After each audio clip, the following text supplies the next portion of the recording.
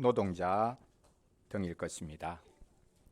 사회적 약자도 있습니다. 사회적으로 가장 부당하게 대우받는 사람이 누구일까요?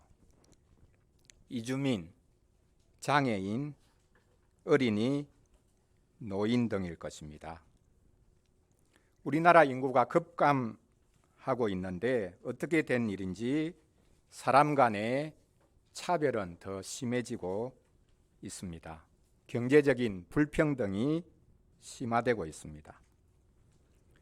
이 세상에서는 권력자들이 무소불위의 권력을 휘두릅니다. 계층 간의 차별뿐만 아니라 세대 간, 성별 간, 인종 간의 착취와 차별도 심합니다. 우리는 각자의 권리와 또 각자의 요구를 주장하고 또 확보해야 합니다. 내 권리를 박탈당하면 그냥 참고 있으면 안 됩니다. 그런데 성경을 보면 이상하게도 가장 취약한 존재, 취약한 곳에 있는 분은 하나님이시라고 말씀하고 있습니다. 하나님은 누구보다 취약하시다 라는 주제로 말씀을 전하려고 합니다. 말이 안 되죠. 아니 어떻게 그렇게 높은 분이 또 그렇게 강한 분이 취약하다는 말이냐 라고 생각할 수밖에 없기 때문입니다. 그러나 곰곰이 생각해 보면 사람 중에 어떤 사람보다, 계층 중에 어떤 계층보다 하나님 그분이 사실은 취약하시다라는 것을 알 수 있습니다. 첫째로 하나님은 취약한 자리를 선택해서 가십니다. 둘째로 하나님은 그분의 이름, 그분의 명예, 그분의 영광에 걸맞지 않게 늘 부당한 대우를 받으십니다. 셋째로 하나님은 늘 고통당하시고 또한 감정 소모가 심하다라는 것을 우리가 확인할 수 있습니다. 첫째로 하나님이 취약한 자리를 선택해서 그곳으로 가신다라는 것을 살펴보겠습니다. 우리는 하나님을 아주 높은 분으로 생각합니다. 이 땅의 일에는 신경 쓰지 않는 분으로 생각하기도 합니다. 예수님도 하나님을 말씀하시기를 하나님은 하늘에 계신 분이다 이렇게 말씀하셨죠. 제자들이 기도를 가르쳐 달라고 했을 때 예수님은 하늘에 계신 우리 아버지 이렇게 하나님을 부르라고 말씀하셨습니다. 하나님은 하늘에 계신 분입니다. 하나님이 하늘에 계시다는 것이 무엇을 말하는 것입니까? 하나님은 이 땅을 초월해 계시는 분이다. 그런 말이죠. 하나님은 이 땅을 초월해 계십니다. 이 땅에 매여 계시는 분이 아닙니다. 솔로몬이 성전을 건축하고 난 다음에 성전 봉헌식에서 가장 먼저 한 말이 이거죠. 얼마나 뿌듯했겠습니까? 얼마나 자랑할 만했겠습니까? 거대한 성전, 아름다운 성전, 온갖 보석으로 화려하게 꾸민 그 성전을 만들고 난 다음에 솔로몬이 하나님 앞에 기도합니다. 하나님, 이 성전 보십시오. 얼마나 화려합니까? 하나님 이곳에 마땅히 계셔야 되지 않겠습니까? 이렇게 말한 게 아닙니다. 뭐라고 말합니까? 하나님이 어떻게 이 성전에 매여 계실 수 있겠습니까? 어떻게 하나님이 이 땅에 매여 계실 수 있겠습니까? 하나님은 하늘과 하늘의 하늘이라도 능히 하나님을 품을 수가 없는데 어떻게 이 초라한 이 성전에 하나님이 계시겠습니까?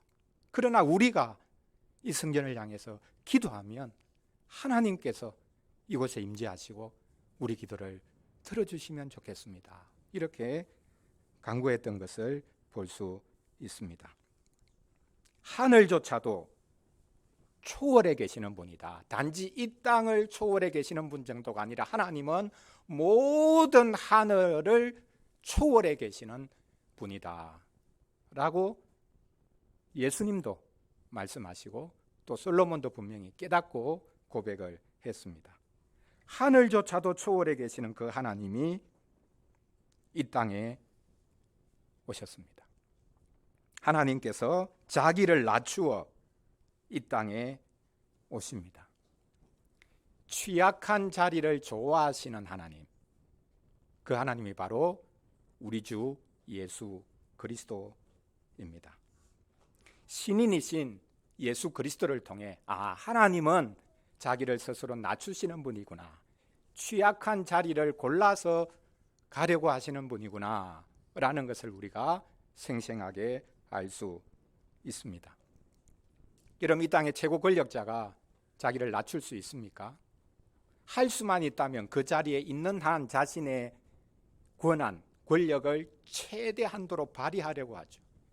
심지어는 그 권한을 넘어서서 폭주까지 하는 이런 모습을 우리는 왕왕 볼 수 있습니다. 그런데 하나님께서는, 그 높은 하늘에 계시는 하나님께서는, 아니 하늘조차도 초월해 계시는 그 하나님께서는 스스로 낮아지십니다. 취약한 자리로 가십니다. 하나님은 취약한 자리를 마다하지 않으십니다. 모든 강함을 버리고 약해지셨습니다. 하나님은 모든 것보다 강한 분이지만 스스로 약해지셨습니다. 하나님은 그 어떤 것보다 높은 분이지만 스스로 낮아지셨습니다. 이것이 바로 하나님의 위대함입니다. 우리는 끝없이 높아지고 끝없이 강해지기를 원하죠. 그런데 하나님은 정반대입니다. 아니, 자기가 높은 자리에 있으니까 그런 말 할 수 있지 라고 말할 것입니다. 예를 들어서 서울대 한번 생각해 보십시오. 서울대 나온 사람이 서울대 필요 없어, 서울대 없어져도 돼, 이렇게 말한다면 어떻겠습니까? 밥맛 없다, 그렇게 우리가 말할 수밖에 없겠죠. 반대로 서울대 나오지 않은 사람이 서울대 없어져야 돼, 그렇게 말하면 야, 참 저 사람 서울대 못 나온 것 한이 돼가지고 저런 소리 하구나, 이렇게 열등감의 표현이라고 말할 수밖에 없을 것입니다. 낮아질 수 있는 것, 작아질 수 있는 것, 그것이 바로 위대함이요 능력입니다. 하나님이 스스로 취약해지신 것, 취약한 자리로 가신 것, 그것이야말로 하나님의 영광입니다. 사도 바울이 하나님께 간절히 간구했던 것이 있죠. 자기 육체의 가시, 우리가 그것이 무엇인지는 정확하게 알 수 없는데 이거 없애주시면 좋겠습니다. 왜냐하면 이것만 없으면 자기가 대단한 능력을 발휘할 수 있을 것처럼 보였거든요. 이것만 없으면 지금도 복음 열심히 잘 전하고 능력도 나타나는데 이 가시만 없으면 더 대단한 위대한 하나님의 종이 될 수 있겠다, 어떤 그침도 없을 것 같다, 이렇게 이제 생각을 해서 하나님께 구한 것이죠. 그때 하나님께서 뭐라고 말씀하십니까? 나의 능력은 약한 데서 온전해진다 라고 말씀하셨습니다. 하나님의 능력은 우리가 강해질 때 온전하게 우리를 통해 나타나는 것이 아니라 하나님의 능력은 약한 데서 온전해진다. 하나님의 능력은 약함을 통해서만 나타난다는 것입니다. 이 말씀을 듣고 사도 바울이 자기 뒷머리를 한 대 얻어맞은 것 같은 충격을 받고는 하나님 앞에 고백하죠. 그 고백이 뭡니까? 뭐라고 고백하죠? 하나님이 하신 말씀을 그대로 복명복창하죠. 뭐라고 복창합니까? 내가 약할 그때에 곧 강합니다. 내 약함이 강합니다. 이렇게 고백한 것입니다. 약함이 없어져서 강해지기를 바란 것이 아니라 이 약함이 곧 강함이구나, 그렇게 그가 깨닫고 고백하고 있습니다. 약한 것이 없어져야 강해지는 것이 아니라 약함이 강함입니다.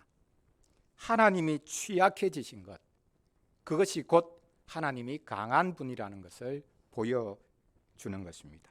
우리를 위해서 스스로 취약해지셨습니다. 이것이 우리가 하나님을 경외할 수 있는 이유이죠.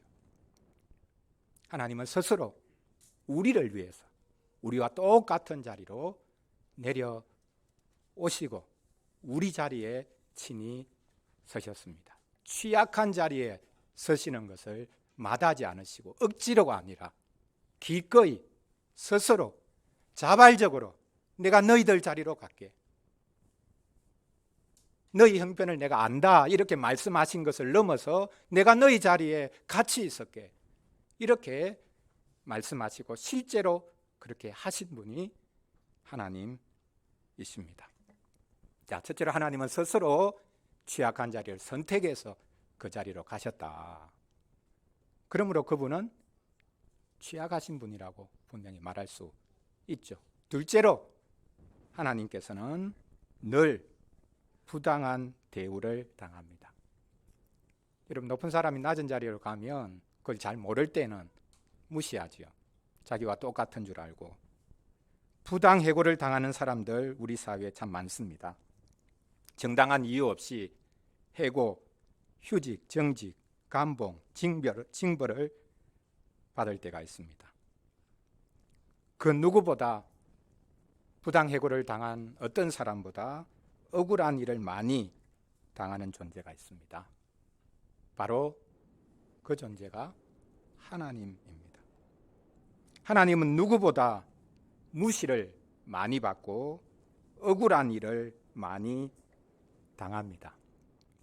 이상하죠? 여러분, 우리가 웨스트민스터, 우리 장로교회가 받고 있는 웨스트민스터 이제 문서들 중에 소교리 문답 있지 않습니까? 자, 1문 우리 친구들 잘 알죠? 질문이 뭡니까? 사람의 제일 되는 목적은 무엇입니까? 답이 뭡니까?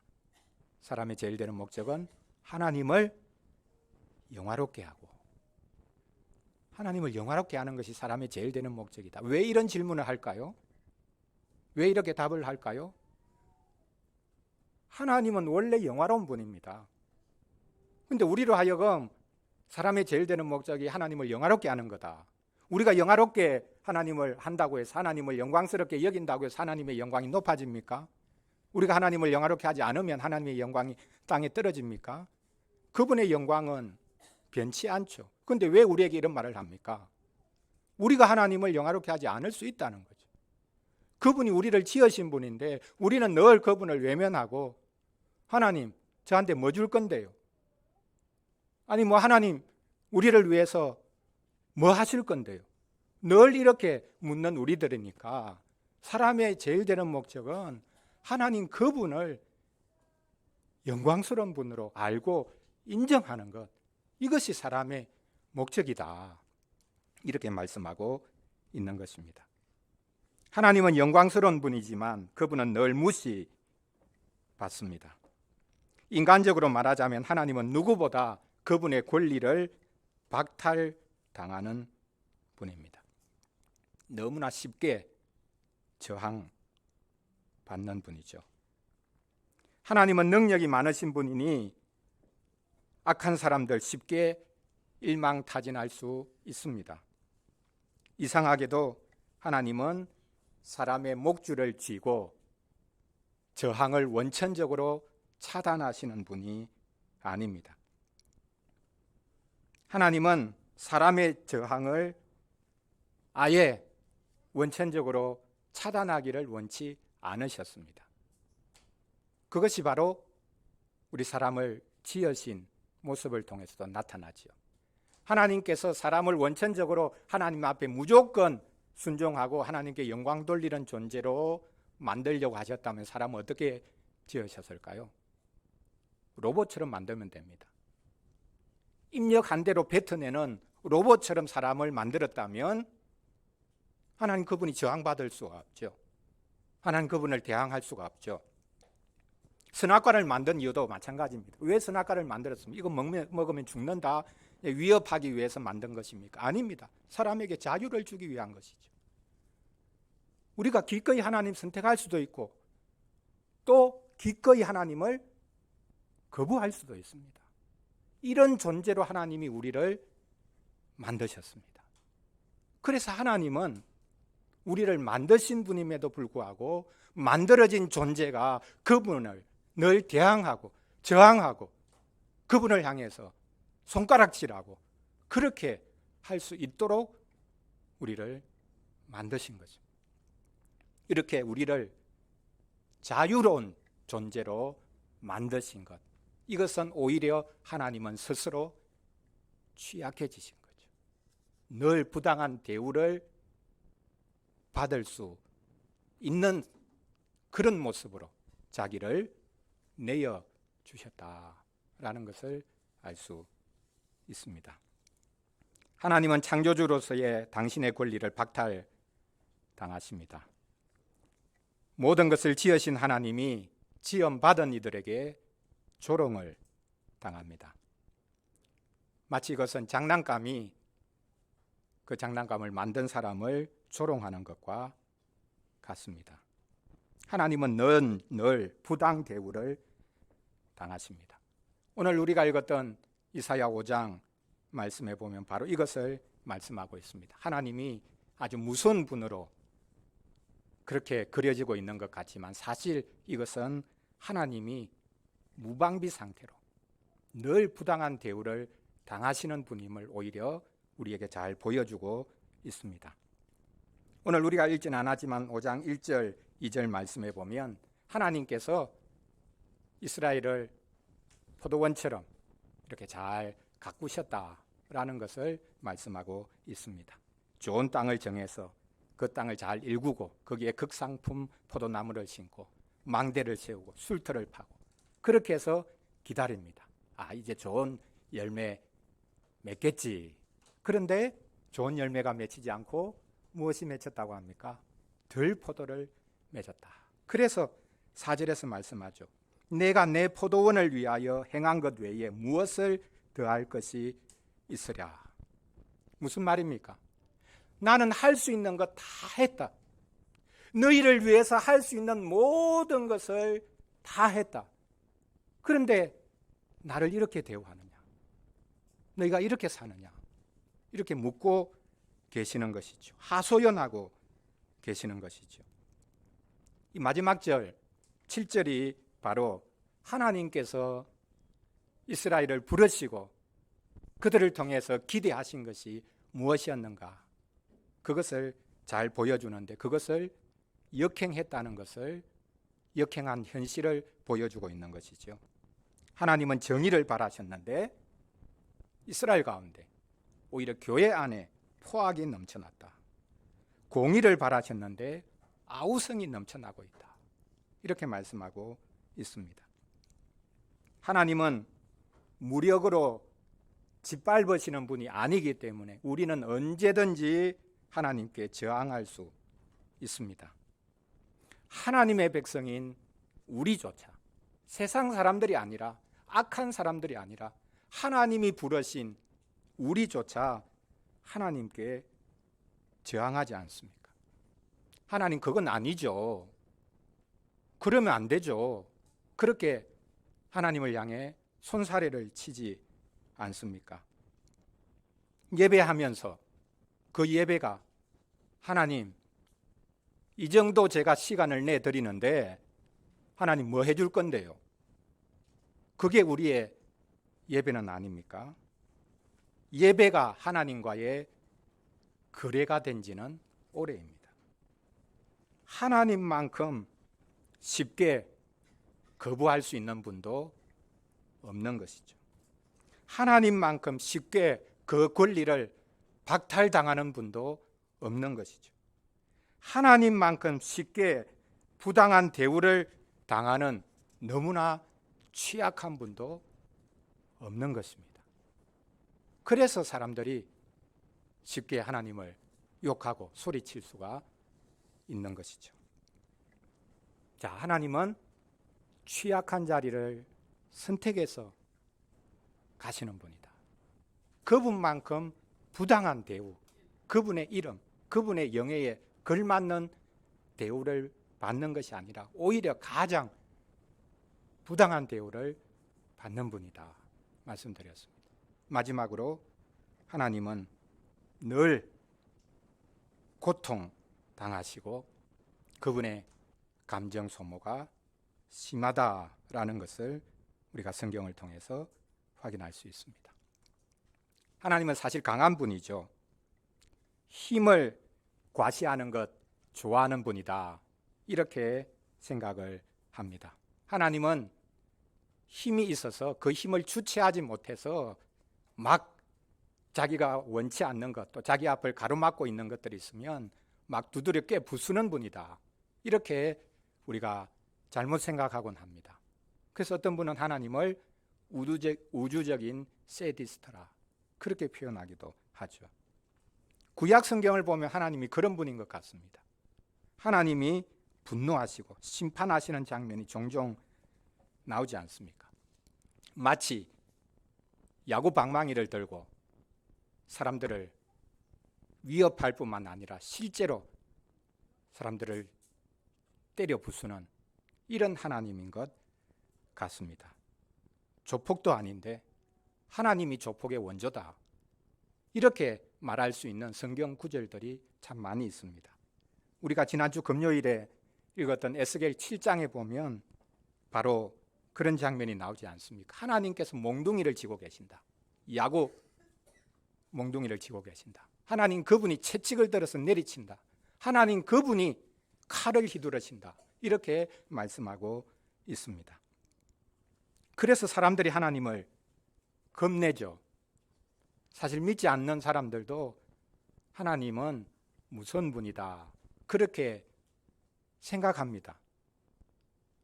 그런데 시간이 지나다 보니까 이제는 하나님도 형편없는 분이네, 이 세상 일에 개입할 수 없는 분이네, 그래서 사람들이 더 담대해집니다. 우습게 합니다. 하나님을 향해 주먹을 휘두르고 하늘을 향해 손가락질을 해대면서 당신 하늘에 계신다는 분 할 테면 한번 해보시오, 이렇게 소리를 칩니다. 하나님이 그렇게 쉽게 이 땅에 개입하는 분이 아니라는 것을 알기 때문입니다. 하나님은 마음대로 권력을 휘두르는 분이 아닙니다. 폭력을 행사하는 분이 아닙니다. 오히려 그분은 가장 취약한 분입니다. 사람을 꼼짝달싹 못하게 하는 분이 아니라 하나님은 언제든지 너무나 쉽게 저항받으시고 너무나 쉽게 그분은 조롱을 당합니다.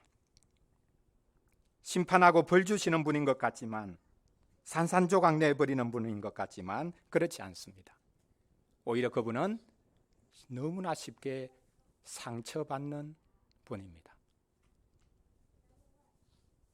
여러분, 권력자들의 특징은 감정에 휘둘리면 안 되는 것이죠. 그래야 엄정하게 그 권력을 행사할 수 있습니다. 근데 하나님은 너무 감정에 쉽게 휘둘리는 분입니다. 감정을 주체하지 못하는 분입니다. 마음이 너무 쉽게 찢어지는 분입니다.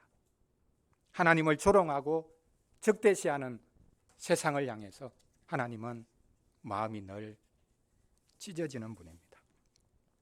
신학자들이 지금까지 논쟁하고 있는 게 있는데요, 우리 친구들 한번 딱 들어서 답을 한번 해보면 좋겠습니다. 자, 하나님은 고통당하실 수 있는가?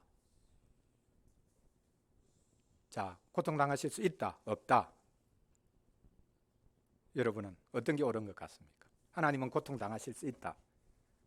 아니, 하나님은 우리 사람과 다른 분이니 하나님은 영이신데 어떻게 그분이 고통당할 수 있어? 사실은 감정도 없는 무감정인 분이 아니냐. 심지어 냄새도 맡을 수 없는. 냄새 맡으면 내 감정이 동하니까 하나님은 냄새 같은 것도 맡지 않으시고 맡을 수 없고, 그리고 감정도 없는 분이다. 아주 냉정한 분, 냉혹한 분이다. 그분은 결코 고통 같은 것은 당하지 않는 분이다. 맞습니까? 아닙니다. 하나님이 영이시라고 할 때 그 영의 뜻이 뭐라고 했습니까? 우리에게 생명을 주시는 분. 모든 생명은 그분으로부터 나옵니다. 하나님 그분이 생명을 주셨는데 생명이 느끼는 그 고통을 왜 하나님은 느끼지 못하시겠습니까? 하나님이 사람이 되어 이 땅에 오셨는데 우리가 느끼는 감정, 고통을 왜 못 느끼시겠습니까? 하나님은 우리보다 훨씬 더 생생하게 고통받으시고 마음이 상하기도 하십니다. 자, 이스라엘 백성이 출애굽했습니다. 시내산으로 하나님이 데려가시죠. 거기서 언약을 맺습니다. 언약의 내용인 십계명을 모세가 산에 올라가서 받아서 내려오죠. 그런데 바로 그 자리에서 이스라엘 백성은 우상을 만들어서 섬기지 않습니까? 모세가 그것을 언약의 문서인 십계명을 두 돌판을 가지고 내려오다가 그 우상이 승부하는 장면을 보면서 모세가 어떻게 합니까? 돌판을 던져서 깨뜨려 버리죠. 왜 돌판을 들어서 깨뜨려 버렸겠습니까? 화딱질이 나서 그랬을까요? 감정을 주체하지 못해서 그랬을까요? 이 상징적인 행위입니다. 이제 하나님과의 언약이 깨졌다는 거죠. 하나님께서 친히 이 땅에 오셔서 자기 백성과 더불어 언약을 맺으시고 내가 너희 하나님 되줄게. 너희는 내 백성이 되라. 그래서 너희가 내 영광을 온 세상 가운데 이제 드러내고 살아라. 이거 지키면 그런 영광이 온 세상 가운데 온 세상을 위로하고 온 세상을 복되게 너희들이 만들 수 있을 거다. 그 내용으로 수많은 말씀의 요약으로 십계명 두 돌판을 주시지 않습니까? 그런데 우리는 하나님 싫다. 우상 섬기겠다. 당장 눈에 보이는 우상이 나에게 더 가깝고 나에게 뭔가를 더 줄 것 같다. 그래서 모세가 사라지니까 우상을 만들지 않습니까? 그래서 모세는 이 돌판을 깨뜨려 버립니다. 하나님과의 언약 관계가 이제는 깨졌다. 그런 뜻이죠. 그런데 여기 더 깊은 의미가 숨겨져 있습니다. 그것은 하나님의 마음이 상처 입었다. 하나님의 마음이 이미 깨졌다라는 것을 상징적으로 보여주는 것입니다. 예루살렘이 멸망하는 것을 지켜본 예레미야가 눈물 지우죠. 그래서 예레미야 선지자를 뭐라고 부릅니까? 어떤 선지자라고 부릅니까? 눈물의 선지자 이렇게 부릅니다. 그래서 예레미야서 바로 뒤에 뭐가 나옵니까? 예레미야 애가가 나오죠. 슬픈 노래를 지어 부른 탄식하면서 눈물 지으면서 예레미야가 예루살렘의 멸망, 하나님의 신부였던 그 예루살렘의 멸망을 지켜보면서 탄식하면서 부르짖습니다. 그 예레미야 애가 이전에 예레미야 8장 21절에 보면 선지자가 이 예루살렘이 멸망하는 장면을 보면서 탄식하고 자기 가슴이 찢어진다 이렇게 외치고 있는데요. 사실 그것은 하나님의 마음이 찢어지고 있는 것을 보여주는 것입니다. 우리 구약성경 예레미야서 8장 21절 한번 찾아보겠습니다. 이사야서 바로 다음 예레미야서이죠. 8장 21절입니다.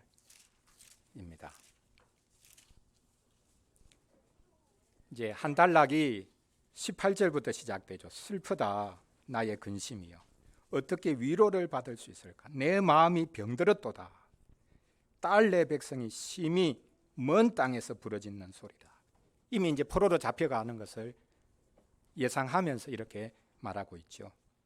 그러면서 21절에서 말씀합니다. 사실 이것은 이제 직접적으로는 예레미야 선지자가 탄식하고 있는 것이지만 이것이 하나님의 탄식, 하나님의 마음이 지금 갈갈이 찢어졌다라는 것을 보여주는 말씀입니다. 21절 같이 읽겠습니다. 딸 내 백성이 상하였으므로 나도 상하여 슬퍼하며 놀라움에 잡혔도다. 하나님의 마음이 상했다고 합니다. 하나님의 마음이 찢어졌다고 말씀하고 있습니다. 그렇습니다. 하나님은 아무 감정도 없는 분이 아니라 주의 백성으로 인해 마음이 상하고 그 마음이 찢어지는 분입니다. 하나님은 누구보다 사람을 생각하면서, 자신이 지으신 사람을 생각하면서 마음이 찢어지는 분입니다. 우리를 향해서 너희 걱정하지 마라, 염려하지 마라 라고 말씀하시죠. 그러나 하나님, 그분은 그 말씀과 반대로 스스로 걱정하고 근심하고 염려하시는 분입니다. 하나님은 누구보다 고통을 쉽게 느끼고 감정 소모가 심한 분입니다. 이렇게 고통을 너무 쉽게 받고 감정 소모가 심한 것, 바로 이것이 하나님이 취약하신 분이다. 하나님은 누구보다 취약한 분이다. 어떤 일에도 개입하려고 하지 않고, 왜 개입하면 자기가 힘들어지니까. 그래서 마음을 단단히 붙잡고 나는 저기에 휘둘리지 않을 거야, 개입하지 않을 거야. 이게 우리 태도인데 하나님은 이 땅의 문제에 개입하시고, 그래서 상처받으시고 고통당하시는 분이 바로 우리 하나님이시라 라고 성경에서 말씀하고 있습니다. 사랑하는 성도 여러분, 우리는 취약한 상태로부터 빨리 벗어나기를 바랍니다. 그렇겠죠. 국가가 할 일도 이 취약계층을 돌아보는 것이죠. 그러나 취약한 것이 무조건 불리한 것만은 아닙니다. 취약한 것은 죄가 아닙니다. 취약해지는 것은 죄를 짓는 것이 아닙니다. 취약한 것이 오히려 유리한 것이 있습니다. 우리는 함께 살아가야 되죠.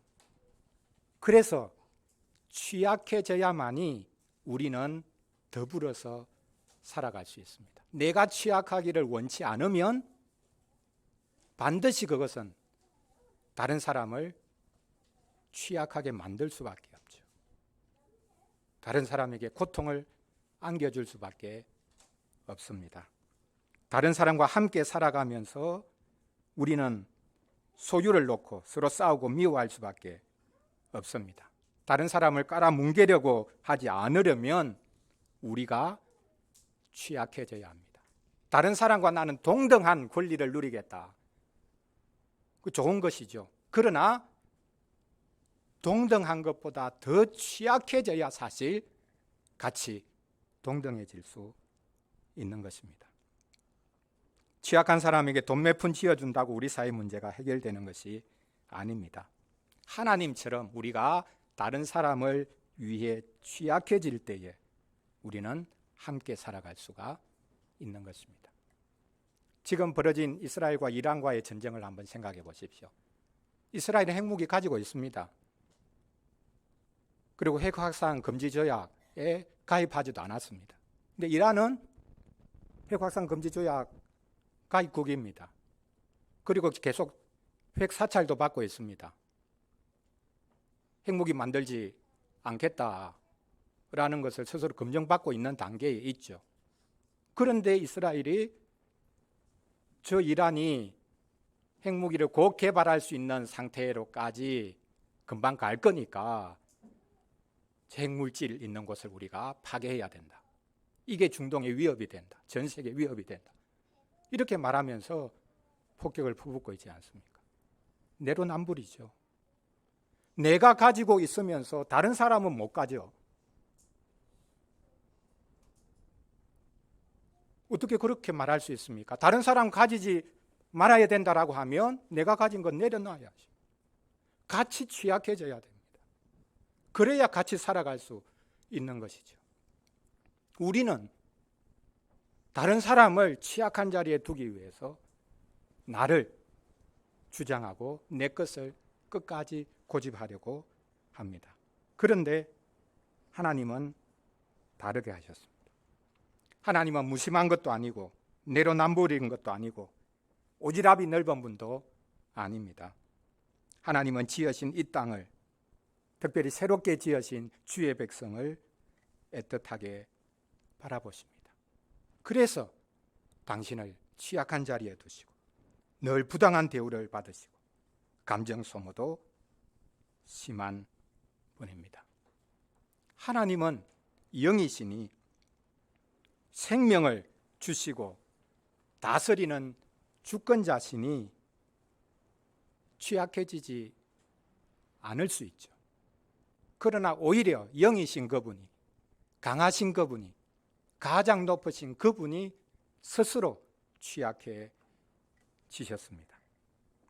그렇게 강하고 높은 분이 우리를 위해서, 이 땅을 위해서 취약해지신 것입니다. 그러면 하나님이 이렇게 취약해지셨다면 우리도 취약해져도 되죠.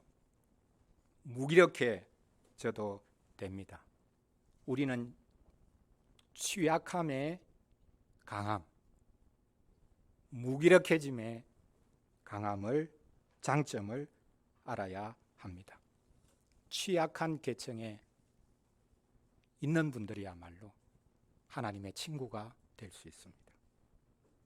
취약한 것이 무조건 손해인 것은 아니다라는 것을 알고 하나님 그분이 스스로 취약해지셔서 우리 가운데 오신 것을 크게 기뻐하고, 또 우리도 하나님처럼 그분이 취약해지신 것처럼 그렇게 이 땅을 살아갈 때에 다른 사람을 오히려 세울 수 있다라는 것을 우리가 알면 좋겠습니다. 기도하겠습니다. 우리 같이 잠시 기도하는 시간 가지겠습니다. 좀 말이 안 되는 이제 것일 수 있는데요. 가장 취약한 계층이 누구냐? 어디냐? 삼위 하나님이 가장 취약한 계층이다.